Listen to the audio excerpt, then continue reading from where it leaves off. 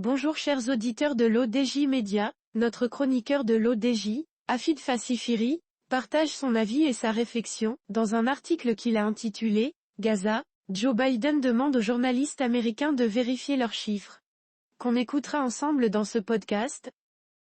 Notre journaliste ouvre son propos par ces mots. Les cow-boys et les Indiens.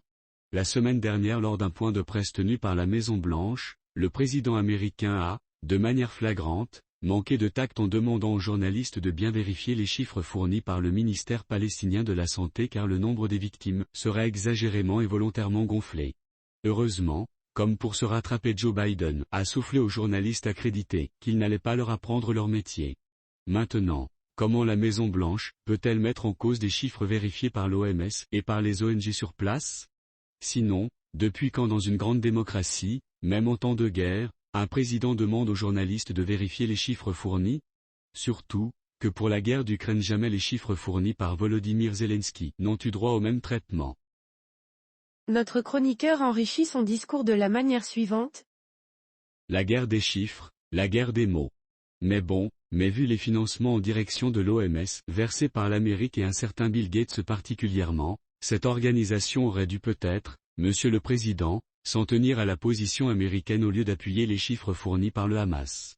On est dans une situation bien équivoque car les soutiens occidentaux d'Israël prennent pour argent comptant tout ce que se permet l'État hébreu comme grossièreté même sans preuve et même sans donner aux médias internationaux le moyen de prouver la véracité des déclarations des porte-paroles de Tsahal concernant les prétendues atrocités commises par le Hamas le 7 octobre dernier.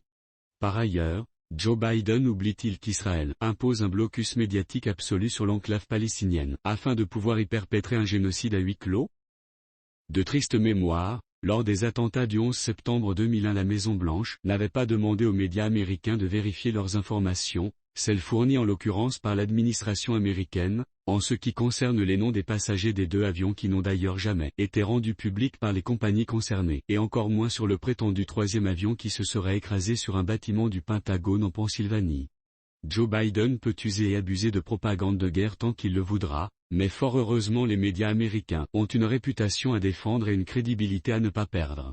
Et l'on peut compter sur eux pour ne pas prendre pour argent comptant tout ce que débite le locataire de la Maison-Blanche et encore moins, ou encore plus si vous préférez, pour vérifier toutes les informations fournies par Israël et les porte-paroles de Tsahal. L'auteur conclut son article en ces mots.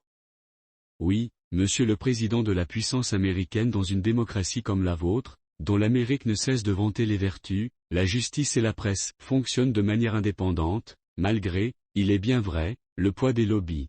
Avec leur diplomatie de cow-boy, il est bien normal et compréhensible que la Maison-Blanche considère et traite les Palestiniens comme des Indiens. Rédigé par Afid Fassifiri. Merci d'avoir écouté ce podcast de l'ODJ Média, n'hésitez surtout pas à nous suivre sur nos réseaux sociaux, Instagram, Facebook, TikTok, LinkedIn et Twitter. Alors, on se dit au prochain podcast de nos chroniqueurs de l'ODJ, et à très bientôt.